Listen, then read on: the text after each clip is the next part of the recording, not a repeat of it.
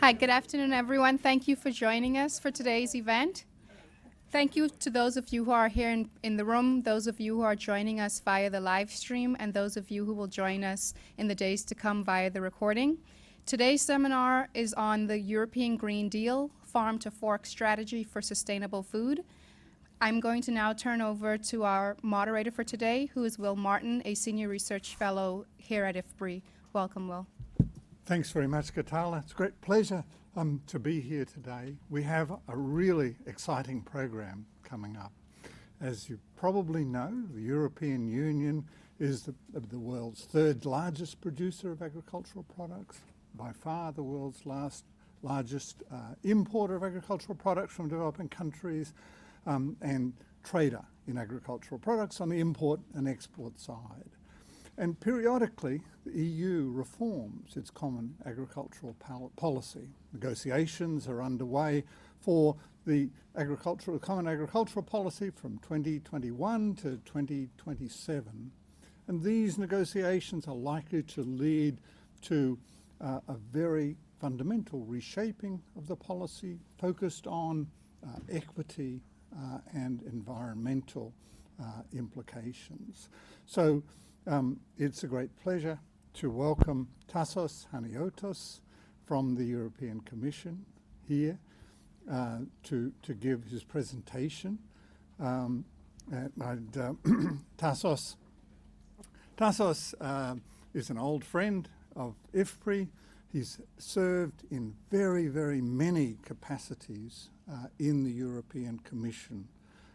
His current portfolio includes research, communications, and a wide range of other responsibilities. He's served in very many different capacities within the Commission, including the very large reforms, the fundamental reshaping of the Common Agricultural Policy in 1992, which set the foundations for the major reforms of global agricultural trade in the Uruguay Round. So it's a great pleasure now to hand over to Jo Swinnen, who will give a personal account, introduction to his old friend and colleague, Tassos Haniotis.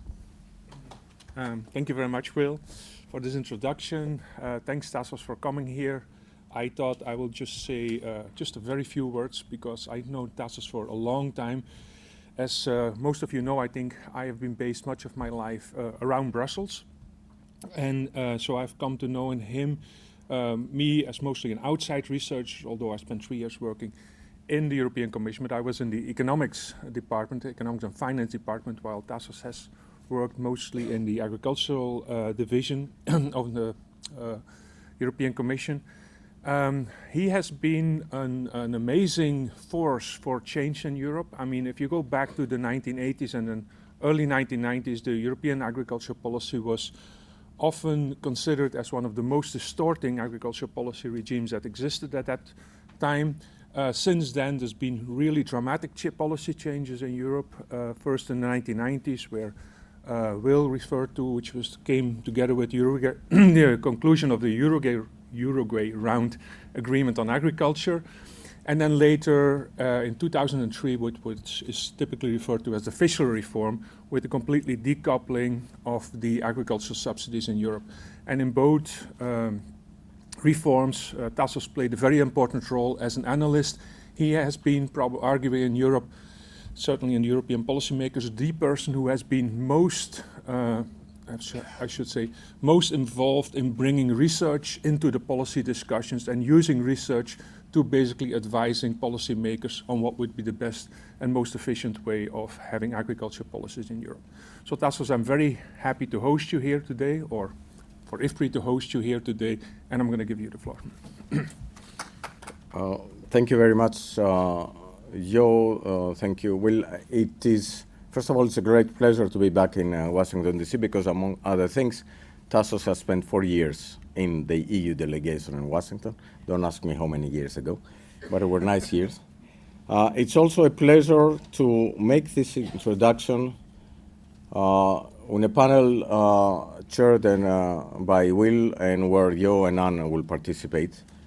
We are all four professional friends that first started our professional friendship in the International Agricultural Trade Research Consortium. I don't know if this rings a bell to you, but trade research used to be more in function than it is today. I'm not sure that all of the ambitions we had were achieved. In some respects, one might claim that we have put reverse gear in some of these developments. What I'm going to talk to you about today is something completely different. It is the fact that in the type of new challenges we're going to face, there is no luxury of putting reverse gear. I'm going to talk to you about the Green Deal, the Farm to Fork, and the Common Agricultural Policy, briefly, but hopefully trying to identify the main challenges we have to face and the main priorities and actions we have to take. It has been 14 months ago, our then Director General, Jerzy Pleva, spoke from this podium and explained to you where the CAP was going. What we have had in the meantime is a debate with a new Commission, which basic priority is to make the European Union the first carbon neutral part of the world by 2050. An extremely ambitious target which affects every aspect of our policies. So what you're going to see today is how do we expect to achieve that. And what I would like to do is first of all start with the characteristics of the global food challenges and the world food system, because we're part of it. Now, the world food system has passed from a phase of solving economic and social problems by making food affordable and also abundant, with an enormous increase of food productivity, at the expense of the environment. It took several decades of realizing that what was happening in the 60s and 70s has a certain cost. The cost is real. We started measuring first in water, soil, biodiversity, and more in air. And the world food system is also moving right now into a major transformation that allows us, provide us with the potential of solving simultaneously economic and environmental problems. Precision farming and digital economy, I'm going to focus about this, are elements that help that. But we also have the potential of increasing social tensions because there are huge gaps in terms of health, knowledge, the digital divide, urban versus rural areas that affect this debate. In every major technological transformation, we have this. And we have this polarization among those that want to focus only about the positive aspects of technical changes and those that fear them. It's only natural. What is specific in terms of agriculture is the fact that we don't expect and ask farmers to change job. We want farmers to remain in their job and be different type of farmers, more knowledge-based. And by focusing on that, we can turn this challenge into a real growth strategy because it adds to rural areas additional, more knowledge-based jobs throughout the food chain. And by doing that, we answer to the big question, do we need to produce more with less, in a positive way, because that's a global challenge. Now, what are these main features of this global food system? I spoke before about the digital technologies, call it farming 4.0, call it whatever you want.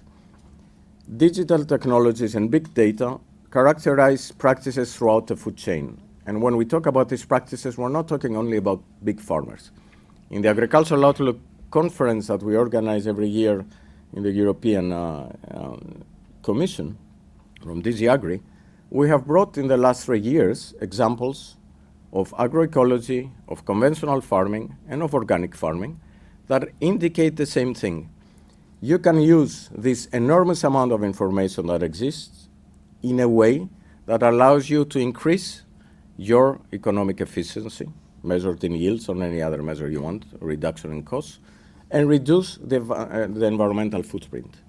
These technologies are more neutral in size than others and help to mitigate environmental costs, but they come with some significant gaps in knowledge, in applications, and especially in perceptions around these technologies. The debate about big data, who owns this data, is extremely important. So is the distinction that we need to make between the economic data that should remain confidential and belong to the farmer, and the data of the public good that should remain in the public domain. And they are, by the way, available in the public domain. And that's the farm part, if you want. On the fork part of the equation, there are very significant changes that characterize food demand and very significant shifts in the tastes and preferences. These trends differ worldwide. In the developed world, we have the tendency to focus on our own tastes and preferences and the very dramatic changes that happen there. For example, in all the developed world, red meat consumption is declining. This is not the trend worldwide. We also tend sometimes to create expectations that do not always match facts. The debate in the livestock sector is typical. Not all the livestock sector is the same. It's not the same to be extensive or intensive. It's not the same to be an intensive producer that uses waste to produce energy and be part of the circular economy, and it's not the same to actually ignore the environmental footprint. But there are also challenges in what is the two part from farm to fork, the food chain and trade, whether this trade is within the boundaries of a big entity, whether it's the European Union or that has a single market, or the United States, or whether it is at world level. I mean, we are all, those of us that are going to speak here, trade economists. So we know that trade increases overall welfare, and we've seen it with facts. But we also know that trade requires mechanisms whereby the winners will compensate the losers, because it also comes with certain losers. The European Union is an interesting example of trade liberalization within its boundaries that has such mechanism internally. The Common Agricultural Policy is such a mechanism. The regional funds are such a mechanism. But these don't exist at world level and generate some concerns. Now, I will not focus much on the next slide, which you will have, but just as a reminder, this is a slide that started in January 2017 when we were preparing the CAP reform proposal. And in this analysis, we identified as achievements of the Common Agricultural Policy the increase in EU competitiveness, that's how we became the largest exporter in the world, the positive impact on jobs growth and poverty reduction, which came out with a study of the World Bank that was done recently, and the relative income stability for our farmers. I stress the term relative because farm income goes up and down, but there is a slight positive term, which is exactly the opposite of what is happening on this side of the Atlantic. But not everything was perfect. There has been a mixed environmental performance of EU agriculture. Productivity growth was mainly driven by the outflow of labor from agriculture, although recently we have positive examples of innovation and investment. And there is a never-ending debate about equity, simplicity, and the safety net of the policy. And that in a completely changing world where the expectations about the level of agricultural commodity prices is anybody's guess. The world trade environment is what we know. And on top of that, and that's the most important thing for the Green Deal, we don't only have climate change, we have commitments that we have taken at world level about what to do to address climate change and to address the sustainability development goals. Now, only 2 slides from a very long list that we have produced about global greenhouse gas emissions from agriculture.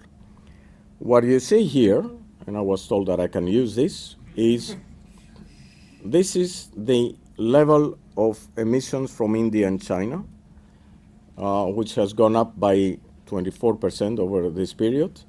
This is the level of an increase of emissions for Brazil, plus 47%.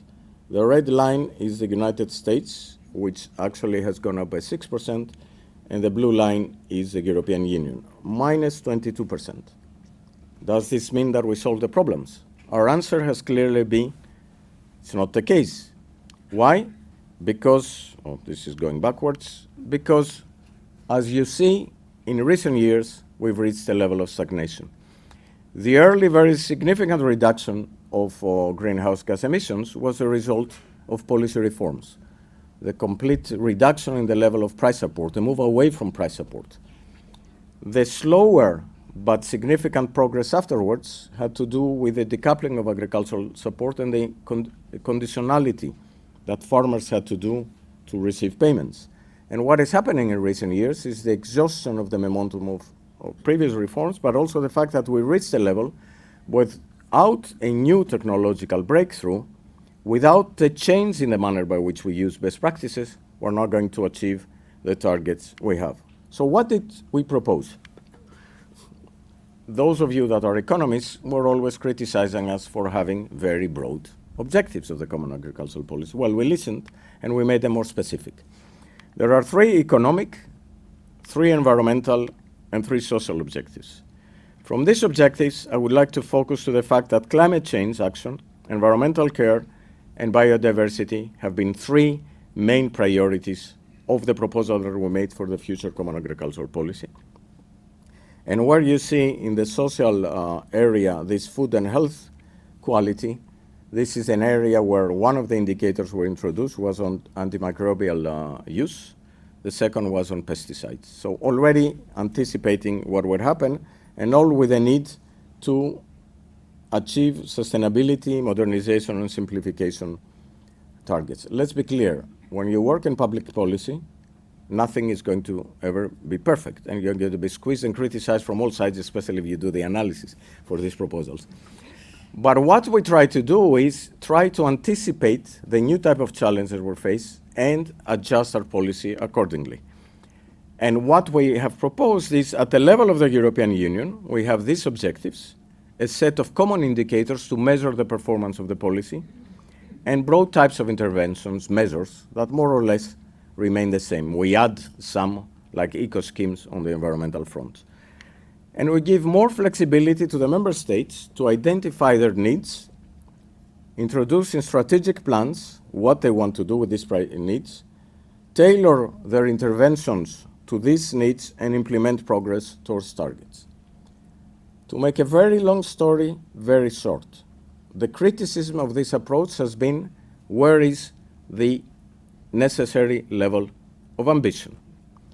And the necessary level of ambition is going to come not only once we know the strategic plans, but on the manner by which they're going to be developed. What we have done is we introduced the possibility of an early stakeholders consultation, a link of the strategic plans to other national strategies on environment, on climate action, and other type of programs. But more importantly, the starting point has to be the latest available information on evidence. So when you do your strengths, weaknesses, opportunities, and threats analysis, the SWOT analysis in our jargon, you have to be able to demonstrate, first of all, what lessons have you learned from the current state of the environment, and what additional measures are going to be taken.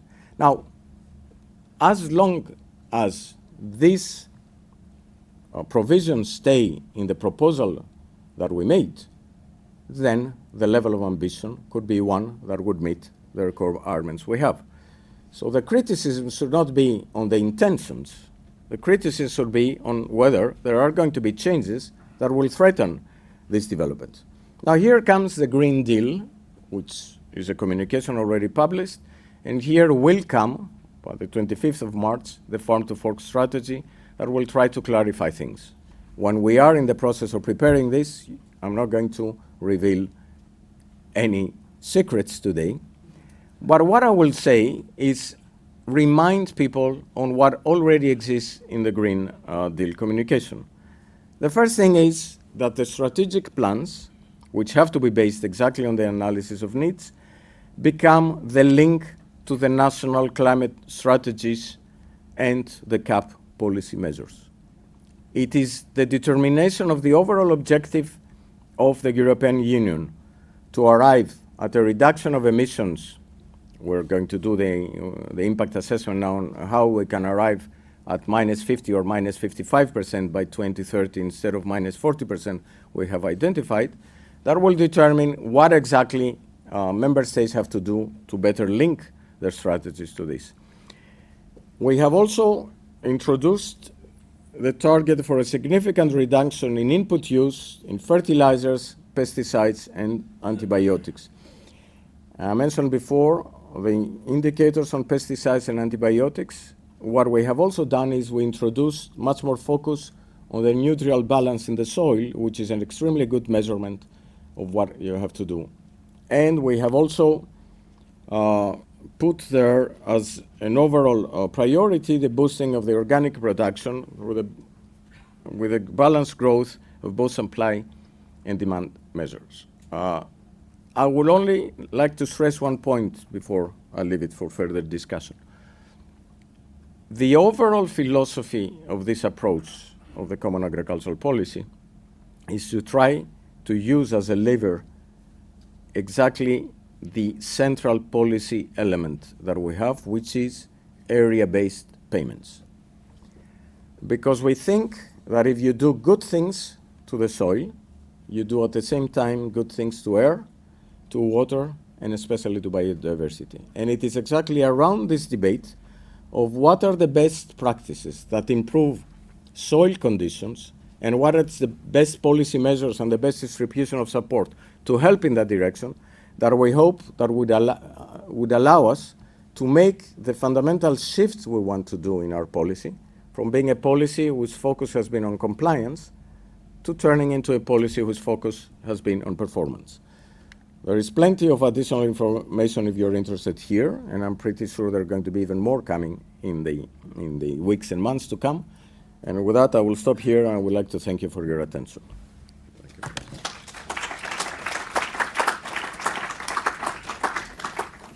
Thank you, Tassos, for that excellent presentation, which I'm sure is going to generate lots and lots of questions.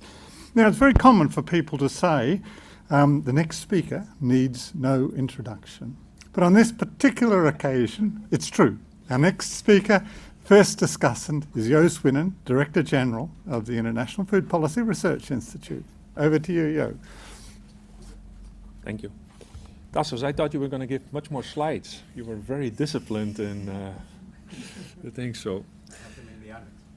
I had some questions based on the slides which in your annex now, I guess. So, okay, so a couple of points, then fairly general points, because the presentation was also fairly general. I mean, I think the ambition which speaks for it is impressive.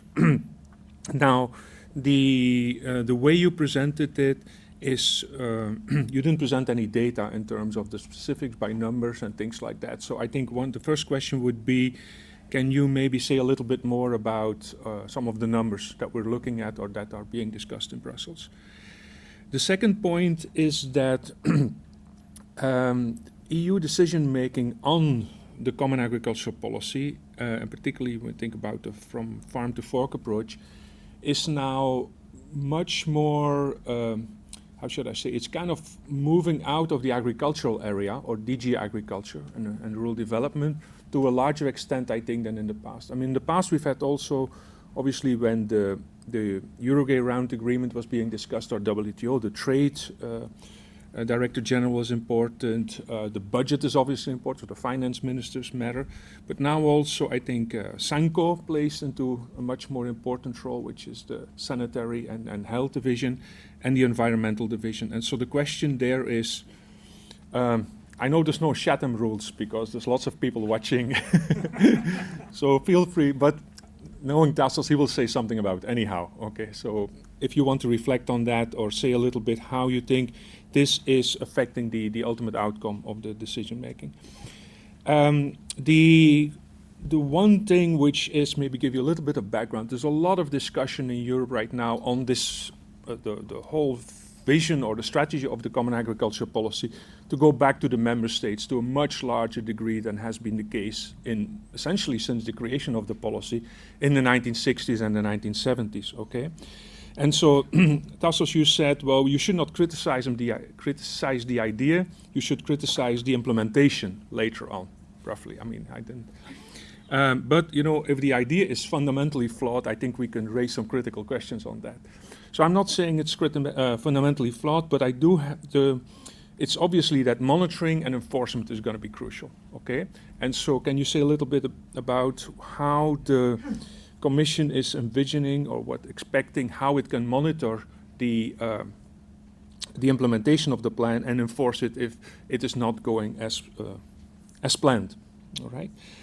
And then my last point is the following. If you, by basically setting general targets, right, but you're going to basically then go to the member states and ask each of the member states to basically come up with country-specific targets, are you not reducing the potential benefits from having the European Union there? In the sense that essentially you're doing away with scale economies in terms of policy implementation. That means if you can reduce some of these targets in a much more efficient way in country A, okay, compared to country B, well, that's what scale economies do, right? So you would do it in A and not in B because it's much less expensive there. That's the idea behind the tradable, basically CO2 permits in any case, okay? And so the question is, do you envision that maybe in the EU in the future there may be something as basically something like the basically tradable emission permits, but then maybe for pesticide reductions or other types of targets that you have? I'll leave it at this.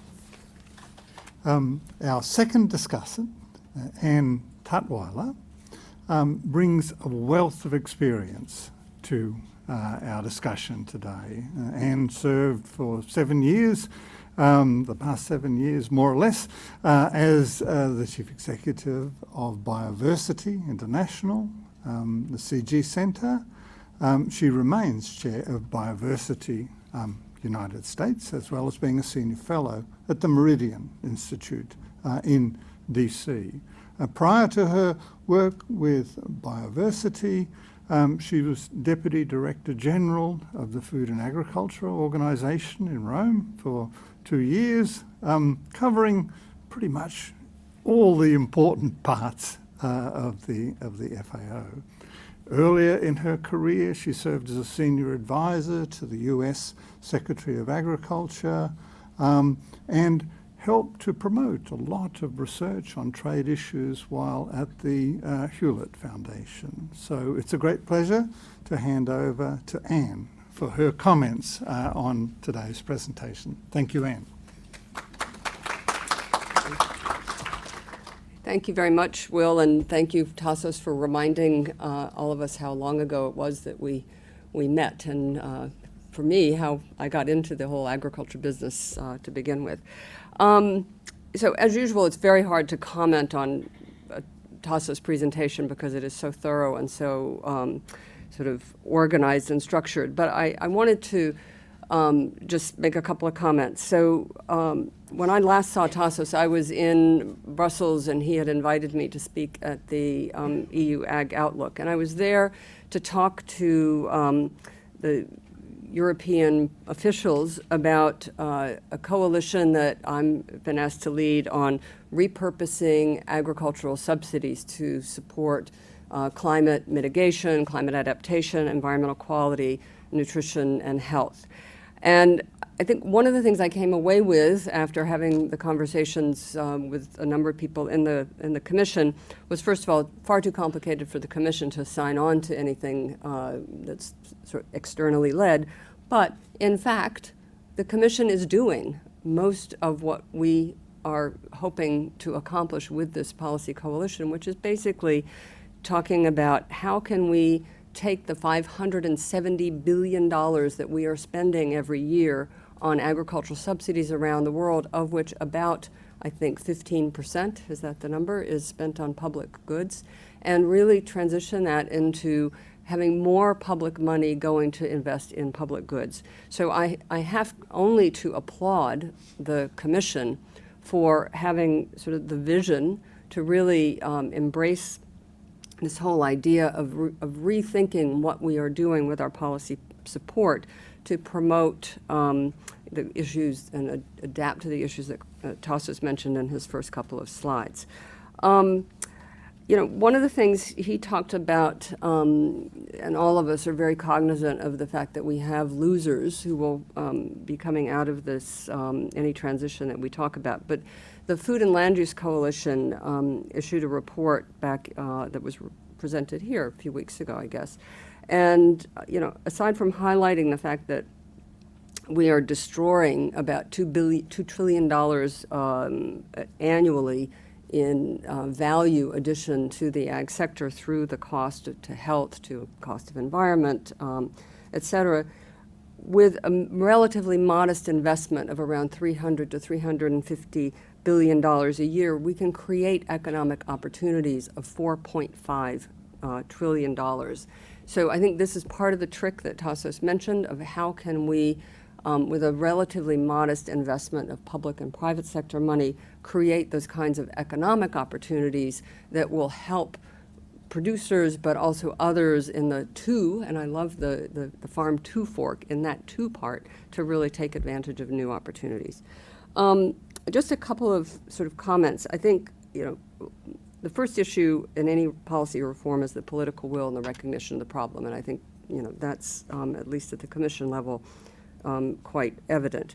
One of the key challenges, and I think Yo mentioned this a little bit, is we don't have institutions that are aligned with those understandings. And we have environment divisions, the DG Agri, DG Environment, and Health and Sanitary, DG Sante, who all have different understandings of the problem.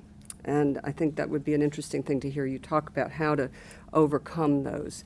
One of the other challenges I see as we talk about a lot of these issues is that the climate emergency is so much felt and so much upon us, but that's not the only emergency we have. We have the slowly emerging problem of health and nutrition. So how do we balance those objectives about improving health, improving nutrition for people when those are sort of slower evolving emergencies, if you will.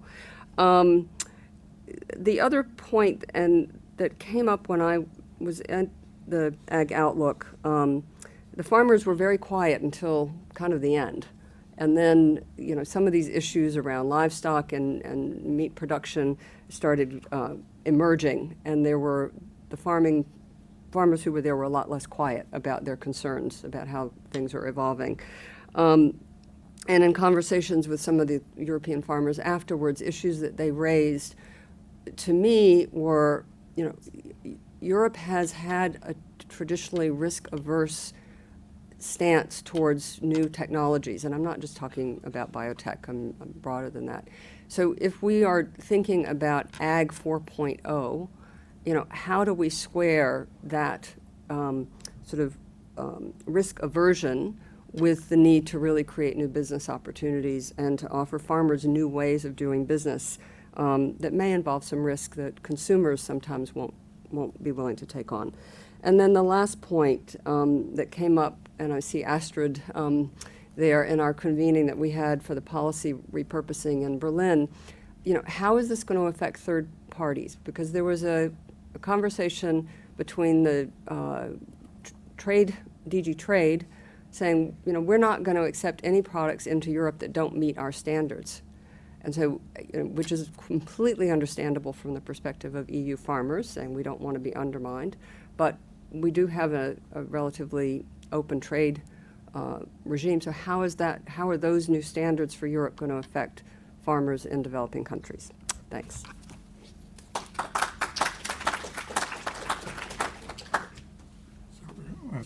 At this time, we normally would move straight to a panel, but I just wondered if, Tassos, have you had any very specific replies to any of the comments that you'd like to offer, very briefly?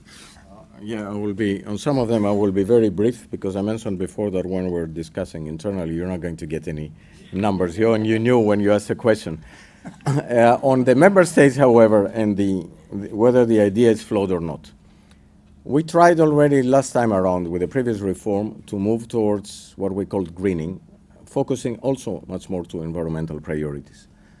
The lesson we learned from this approach is that the one-size-fits-all approach doesn't work. And it doesn't work not only among member states, but within member states. And that's why, for us, the starting point should be a needs-based approach, where you do different things depending on the type of problem that you have to solve. Is this perfect? I don't know, but whether it's flawed or not, I think we base our approach on something, on the lessons from the past. Now, on the policy coordination and coherence, listen, there is all sort of theories going out there and sometimes conspiracy theories about how we work in the European Commission. But first of all, the proposals that we make are proposals of the European Commission. They're not proposals of DG Agri. They go through the college of all commissioners.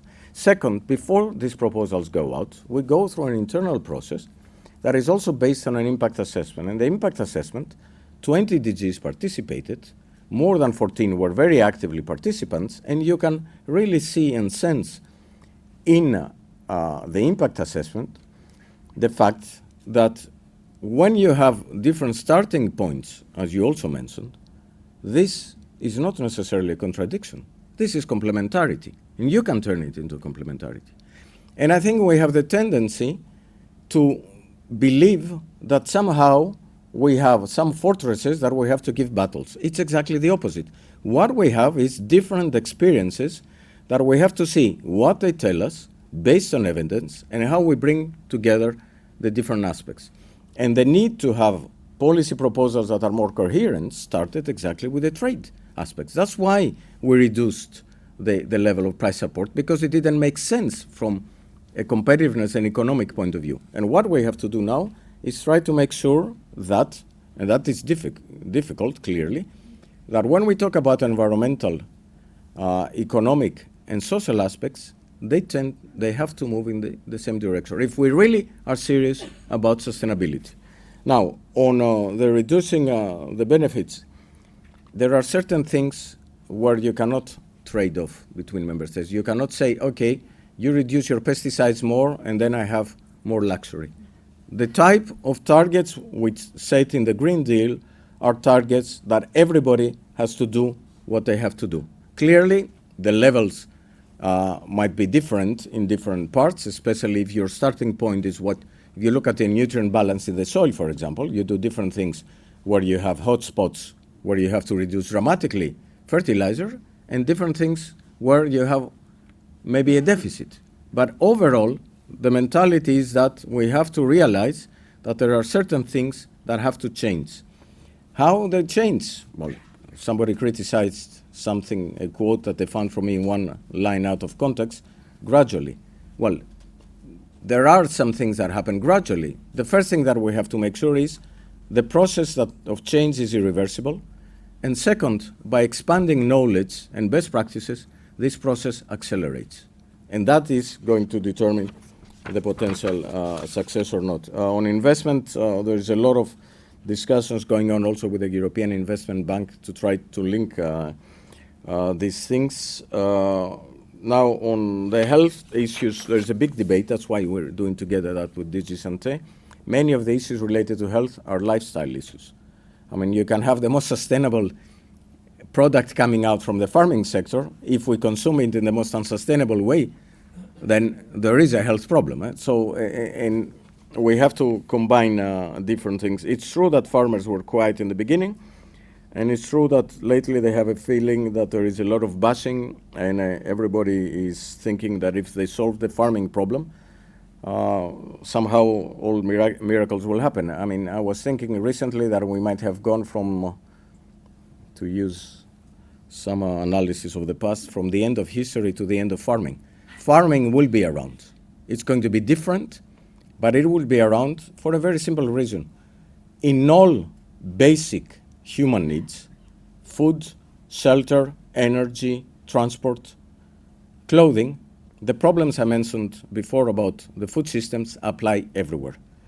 But food will always remain the basic human need. So we need to see how we do things better with farmers and not against farmers. And the biggest problem that we see in them is, I come to the last point about technology. Well, in Europe, and not only Europe, I mean, the perceptions about science differ. Science, and I've said it already 20 years ago when I was coming out of my term here in Washington, science is not the provision of truth, the absolute truth. It's a provision of truth with a confidence interval, a margin of error. And what this confidence interval is depends a lot on the specific situation in different parts of the world. If you look about climate change affects diseases in a dramatic way, whether these are human diseases, animal diseases, or plant diseases. The manner by which we address technologies that could solve potentially these issues is not the same. It is normal. Why do we use the full spectrum of technologies when it comes to human health that affects us, and we don't go to the full way when it comes to plant health? Because what we see in plant health, which is the potential impact on the environment, is assessed in a completely different way than what we see when it comes to our own body and what we can do about that. So that debate and other type of debates is not going to go magically away, but what we have to do, and that's the role also of organizations like IFPRI and other international organizations, if we really need to have an educated debate about what is happening, we need to start having trust in basic numbers and facts. And this is one of the issues where we have really gone backwards. And one of the most typical examples is that when you look at farm advisory systems around the world, they're not what they used to be. We tell farmers, change your practices. The next question that comes is, okay, I'm ready to do it. What am I supposed to do? Where are they going to find the answer? Some, they will do it in big companies or private advisors. Not everybody has the capacity to do that.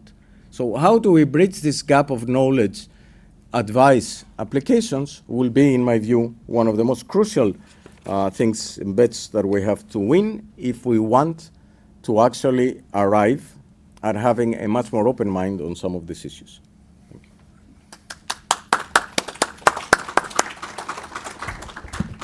Thank you, Tassos, for those spirited responses. It's now time for us to form a panel. I call on all the speakers to come to the chairs at the front. And I call on all members of the audience in the room and online to be thinking of those short, sharp questions for the panel. Thanks for excellent presentation. Also, good questions were raised. I had more question on political economy. Let me first say before I'm glad to see there's now a European Green Deal. 12 years ago wrote a piece, a global Green Deal, but I guess because I wrote it for the UN, it didn't get much traction. So I'm glad to see that this is happening now. But when it comes to agriculture and agriculture support and change, we know it's very politically sensitive, particularly in Europe. So my country, the Netherlands, farmers have been on the streets or off the fields, on the streets with their tractors, to protest all kinds of new measures. And partly the problem, there are two problems there. One is changing policy, so they don't know what to target in terms of their future production. And second is it's not always clear who are the winners and losers in this process. So what are the political economy considerations you have to do here for particularly will probably be costly to implement these measures in the short run, to have spin-off, particularly social spin-offs in the long run. So how are you going to sell this to the farmers, but also to consumers who may have to pay a higher price for food if we go through these changes? So the question is, what political economy calculations have you made to start selling this plan? Let's take three questions, I think. If we have three questions. Yes, the lady in the second row, if you could just give your name and affiliation, please. Yasmin Sadat, a 31-year retiree of the World Bank Group. Just actually an information piece. Would you have any databases or websites at IFPRI or under the US agencies or the Europeans of having an inventory of what are the affordable technologies that can be propagated in emerging markets from water, soil, or crop yields? Thanks. Hello, my name is Dan Silverstein. Sir, you just used a word of all the interesting things that you said. You just used a word that jumped into my head, and it was the word irreversible. You said we want to make these changes irreversible. It seems to me that this is all of what we're talking about has some function of political will. People have to be willing to want to deal with this, to see it progress. Certainly we in the United States understand that signing the Paris Agreement can be changed with a successive administration and all kinds of things. So how do you see making these changes irreversible? I guess that's my question. Thanks. Three excellent questions. Tassos, I'd call on you first to give your replies, and then other members of the panel, if you'd like to weigh in briefly. There you go. First of all, to be able to answer these questions, I have to make clear where I'm coming from. And where I'm coming from, I don't know if it's an advantage or a disadvantage, but it's a fact. I'm not a politician. Which means that the choices that the politicians will have to make will have to be based on what we are there to offer, on clear policy options where they have to weigh the pros and cons of who wins, who loses from the different scenarios, and where do they put the biggest weight. I mean, it doesn't make sense to talk about sustainability in theoretical terms. It has an economic, an environmental, and a social impact. And there are trade-offs in between. Which of those are they going to be able to base their decision on, and where are they going to go? That's their responsibility. Our responsibility as civil servants that work in the preparation of these proposals is to make sure that what we actually do is based on the latest available information we have and honesty in the analysis we're doing. And I mentioned before the impact assessment not by accident. The impact assessment that we coordinated last time around made a very conscious choice of not proposing what is called preferred option. We took an option that was pushing too much on the economic side, one that was pushing too much on the social, and one that was pushing too much on the environmental side to show what are the impacts. And the proposal we made had a combination of these elements exactly because it allowed people to weigh the pros and cons. That's as far as we can go. And in the limited time that I still have as a civil servant, I can say that I'm still proud that at least we have a group in DG Agri, and you more than anybody else has seen it, that has been working in this way. Now, of course, it requires political will to take decisions, but it also requires a different way of communicating, especially when, and I bring two questions in one here, in how we go to demonstrating affordable technologies. You raised something very correct. Do farmers know what are these technologies? We have an innovation partnership in agriculture in the European Union with more than 2,000 groups. One of the strengths we have seen, it's a bottom-up approach that shows what you can do. One of the weaknesses is they don't communicate to each other. And this is where we have to work. And by working like that, then we can also provide some concrete examples that will show that this process could be reversible, and at the same time provide something that 20 years ago the OECD already mentioned. When I mention the word jointness, people laugh at me sometimes. But there is such a thing as a possibility to combine economic and environmental efficiency, and we see it on the ground. Farmers are not going to listen to us because we're bureaucrats and tell them that, but they will listen to the other farmers that apply it on the ground, and they see that brings results. Further interventions from the panel? You know, on the issue of political economy, I mean, 2 points I would raise. So one, you know, I think what Europe is doing and what this, you know, coalition that I'm working on is doing, we're not saying that we should be cutting the support to the ag sector. We're talking about repurposing or shifting the support to reward farmers for other objectives and other behaviors. And I think that helps the political economy conversation from the one we had, 20 years ago, where everybody was saying, well, let's just liberalize and get rid of these subsidies. But I think the other challenge that we have, as we,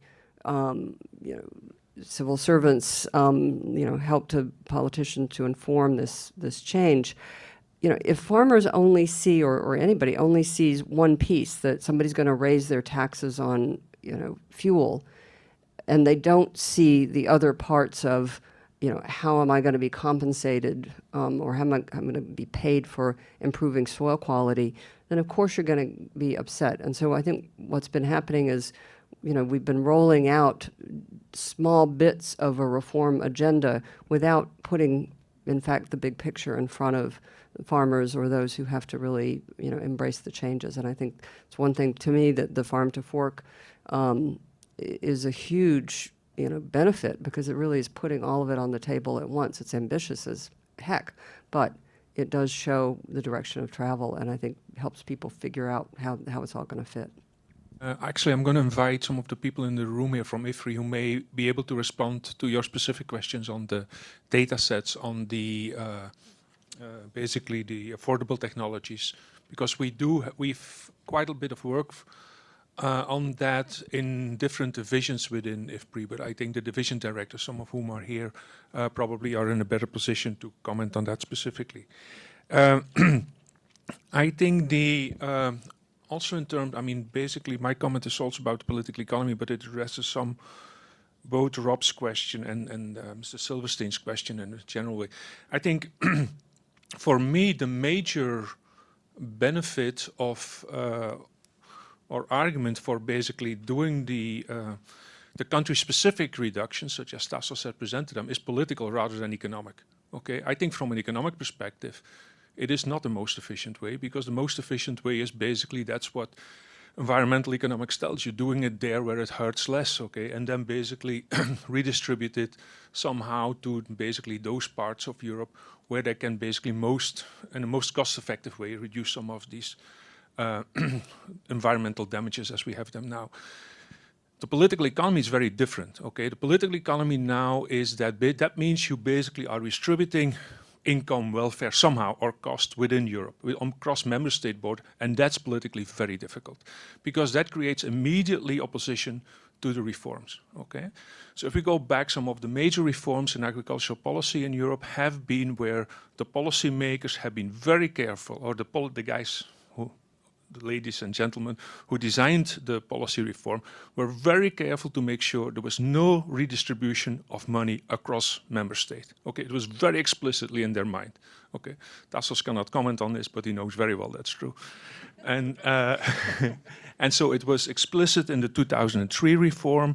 So the 2003 reform changed the nature of how agriculture was subsidizing its farmers, but not the amount, and it did not affect basically the subsidies across borders. Okay, and so I think that is, from a political economy point, the country-specific reductions and these plans, I think, are very important.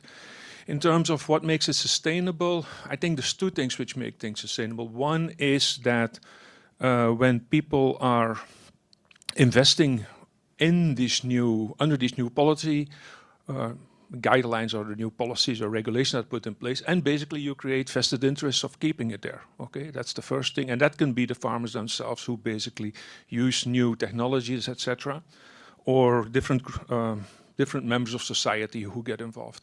The second one is when people actually, after the policies have been introduced, realize actually it's not so bad. Okay, it is actually as good as those who basically favored the policies had been predicting. For example, in Europe, what I found very surprising was when you had the big price fluctuations in the mid-2000s, I thought there would be a big demand from the farmers to go back to the old common agricultural policy system with basically price support, fixed prices, etc. And there were some calls, but generally not very much. Okay, and so that means essentially that the farmers had bought into the new policy system as it is today. So, and that makes it, I think, sustainable from that perspective. Thanks very much, Joe. We normally have way more people online, so I'm interested in a take on our online audience and perhaps a couple of questions from online. Could we have those? Yes. So we have questions from four people here. Kaka Nadirads from the Association for Farmers' Rights Defense, Georgia. What do you think regarding the overproduction of food and feed within the EU and how the common agricultural policy may solve further food quotas, especially with Brexit, new members and non-members interventions on the EU market who have signed FTAs? Second one is Andrew Long, a trustee for Andrew Lee's Trust, Belgium. How do we use the common agricultural policy reform to give a boost to a shift in dietary habits away from the red meat consumption? The third one is Stefan Sworer from Global CAD Barcelona, Spain. What is the vision for a carbon-neutral EU agriculture by 2050, and what role does the livestock sector in meat consumption play, given its carbon footprint? And the second one from him is, how does the farm-to-food strategy actually intend to address the mentioned dietary shifts that are needed? And the last one is Lioneth Hinoyosa from UC Louvain. How will the EU deal with tensions between agricultural and environmental policies and the trade-offs between more nature and wilderness to the detriment of less farming, for example, the wolf livestock debate? Thanks. Great. There's a great clutch of questions from online. Tassos, would you like to take the first stab at answering those? Yes, on the first one, first of all, it's not my feeling that we have an issue of overproduction of food and feed in the European Union. On the contrary, I think we moved out of this as with respect to the FTAs.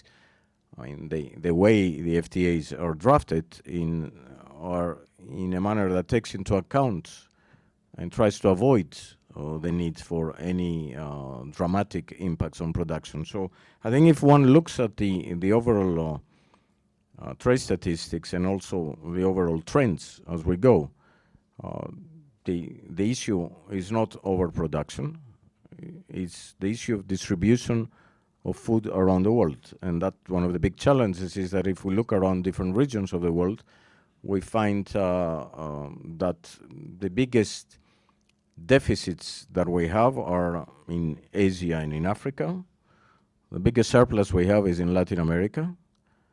Asia has GDP growth that allows it to buy some of these foods.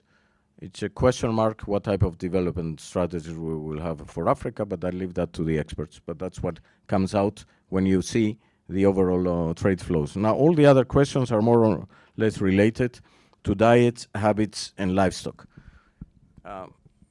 I think we have to be very clear about the manner by which we address the debate between food and health. You will see in a written speech I give, I think this is one of the paradoxes of modern life. Food used to be associated with health as a positive externality. Now it has become a negative externality. It's neither one or the other. There is a certain amount of meat that is necessary in human consumption. There are choices on whether we eat meat or not that are also personal and have to be absolutely respected. But the world as we see it will always have a certain level of production coming from livestock, and that in itself is neutral. It's neither positive or negative. It becomes positive or negative when we look at the environmental footprint, and it becomes positive or negative when we look at the big gap between obesity, for example, and hunger. What we would like to do is not impose dietary patterns on consumers, but nudge them to more healthy dietary patterns, and that will be one of the challenges of the farm to fork. And we'll see when it comes how to address it. I will not focus so much on this element, but I will focus much more on the production part and what is the role of the production of red meat. I was doing my graduate studies in the US, and this is many, many, many years ago, when the first debate about the link of deforestation and livestock production started. And it started for an internal debate in the US about which is the best hamburger, by the way. The world has changed dramatically since then, but one of the dramatic changes has been the fact that red meat consumption in all the developed world is going down. Look at the statistics and the numbers. Pork production is pretty much stabilized, chicken is moving up. The second thing that is characteristic is not all types of extensive red meat production are the same. It's one thing to produce in grassland, and it's another thing to produce in intensive feedlots. And when we think that we can replace the extensive livestock production with something else, the first question we have to ask ourselves and give an answer is, what will happen to this grassland if it stops being grassland? Because if it turns into something else, the emissions that will go up in the air are going to be enormous. And it's also, I mean, the FAO study was saying that about 85% of what animals eat, humans don't eat.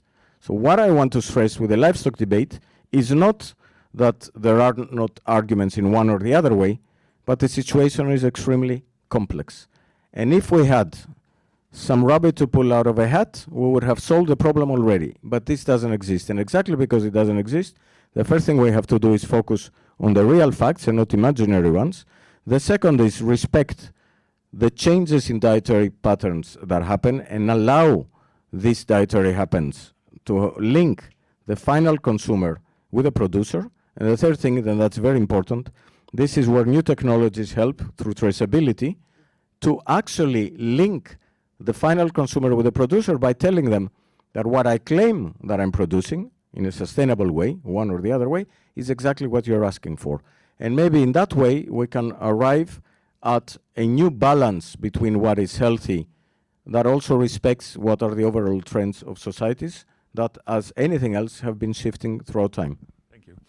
I just want to add one thing to the discussion here, that is that there is right now at IFPRI, and I'm sitting next to Will, actually. Will should say that he's the moderator because he's been involved in this work. We're doing quite a bit of work on trying to measure how basically the effect of agricultural subsidies is affecting not just incomes of farmers, but also the environment, okay?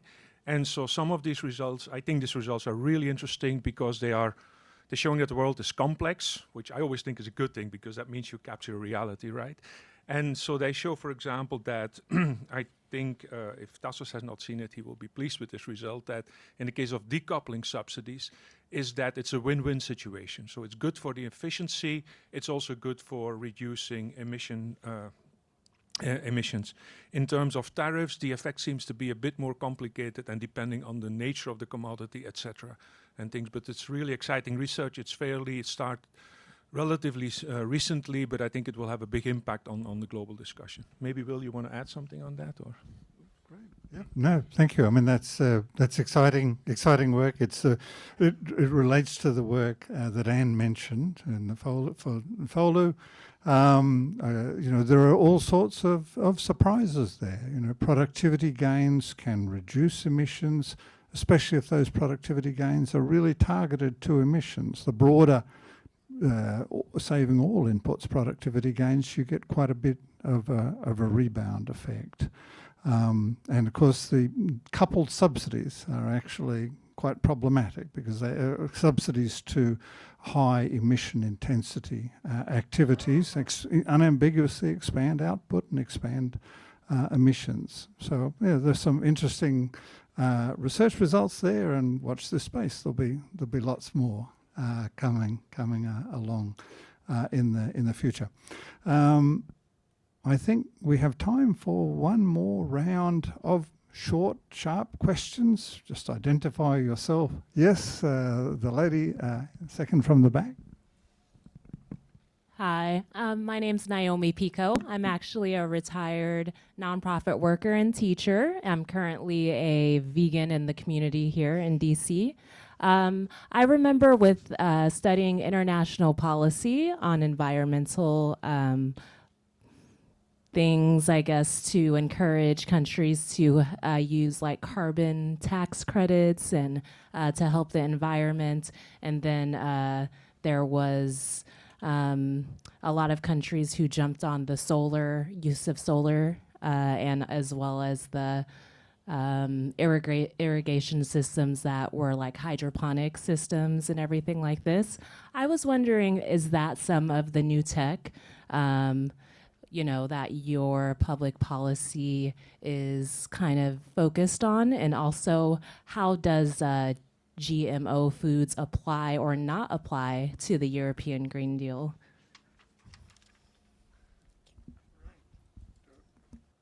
Another question? Yes, the lady in the second row, speaker.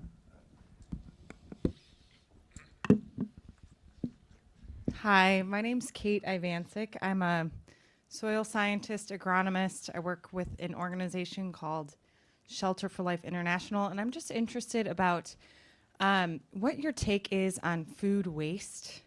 And I was actually quite surprised not to hear anyone talk about it, so just give me a brief overview on your thoughts. That would be great. Thanks. We just have a couple quickly. So this is another one from Andrew Long, trustee for Andrew Lee's Trust. How far are the big agri-industry corporations with massive investments in R&D and fertilizer and pesticide inputs behind this kind of ecological agri-reform? And Katharina Schroeder from the World Bank.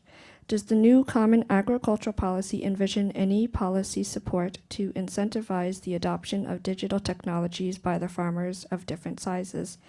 And the last one's Nora Pister, gender specialist, German Welthunger Life. Given that gender equality is a driver and indicator of sustainability, what role does it take in the Common Agricultural Policy, and which innovative approaches are considered to foster gender equality for sustainability? Talking about beef, there's lots of beef here for the panel to get its teeth into. Thank you. Let me start from reverse order. There is, on gender equality, the best way to address it is in the focus we're going to have on generational renewal. Because if you look at what is really happening on the ground, where we have a new generation of farmers coming in, exactly because this type of farming is much more knowledge-based, this is an area where we see also more young women farmers coming in, also bringing in a lot of knowledge. I think the demographics in rural areas are extremely complex. There's going to be a strategy next year about the vision for rural areas that will come out from the European Commission. We're in the process of looking at these issues. But one of the most important things to have more gender balance in agriculture is to have rural areas attractive so people can stay in these particular areas. That's why the type of infrastructure measures that are taken are extremely important, even where the farming sector is important in rural areas. It's the overall growth that is coming from the rest of the economy that will be extremely important and help there. On the digital technology, there are a lot of measures and a lot of projects going on to try to help farmers moving in that direction. I can provide, if anybody wants, sites where you can find out there are projects from DG Research, but also projects that we will put as part of the Farm to Fork actions to push in that direction. And there is also a lot of the ground what people tend to forget. This is one of the areas that Europe is really leading the world, not only in terms of satellite images, but the provision of these satellite images free to everybody. That's the Copernicus system. And that has helped a lot in giving information that you link it with the digitalization is very important. Of course, if you don't have internet connection in rural areas, this becomes a problem. The big tech, everybody is behind and is trying to sell that. The important thing is what you measure on the ground. In Europe, the structure of agriculture is much more mixed, and it's less centralized than other parts. The private and public partnerships are more important. That's why I raised the issue of data before, but the confidentiality of data is one of the issues that pops up. And there's a very interesting protocol of cooperation between the industry and the farmers' organizations, which I think in Europe is exceptional. Food waste, mea culpa, is going to be very strong emphasis on that. One thing that is not clear is which is the level where you have most of food waste. Is it on retail? Is it in the processing? Is it at the farm level, and how you measure it? But we will try to make actions that turn this in part of the circular economy. On the, there is, on the type of new technologies, there is no specific definition, this is good, this is bad. Everything comes in, including hydroponics, including also type of initiatives that are around cities, because I think one of the things we haven't mentioned is more than 50% of the world population now, everywhere is living in cities. So that type of farming becomes very important. On GMOs, GMOs is like any other technology. It is the scientific assessment that is the starting point for accepting or not accepting, at least the proposal of the Commission, new varieties. There is a debate that is taking place forever in Europe. I was at the beginning of this debate based here, and I know the starting point, which had to do the very different push on biotechnology at the time that we were recovering from the mad cow disease, that had a very important impact on the, what I called before, the confidence interval of people.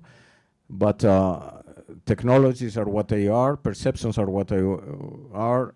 We have to focus on the benefits, the risks, to be able to identify much more clearly what will happen. But there are other practices with more conventional technologies, or some with even older technologies that have been forgotten, that also are important. That's why I stress once more, we have to change our mentality completely. If we want to shift the policy, we have to start measuring what the policy delivers. And this effort, every type of practice that will provide a benefit should be rewarded.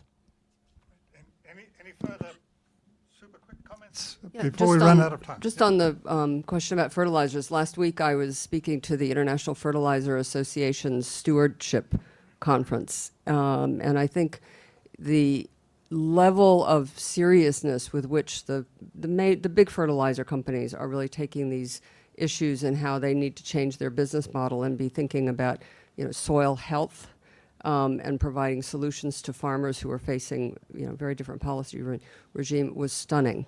Was really stunning. And, it's not every company, but the big guys have figured out they need to change how they're doing business. I think for the fertilizer industry, one of the big challenges is, in fact, there haven't been very many technological innovations in that sector in 60-some years. So it's an area ripe for research and innovation. Just one word on the GMOs. It's not going to happen in Europe in the foreseeable future.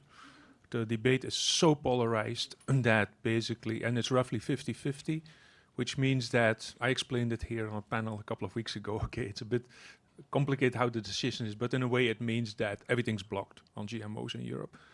The worst thing, I think, is on the CRISPR debate, because there the decision has been made by the Court of Justice in Europe, which is not through the policy system, but through a judicial declaration, and that has taken many people by surprise.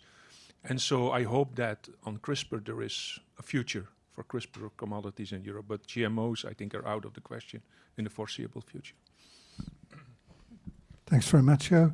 Thank you. All that remains now, I think, is a round of applause for our speakers, our guests and questioners. Thank you.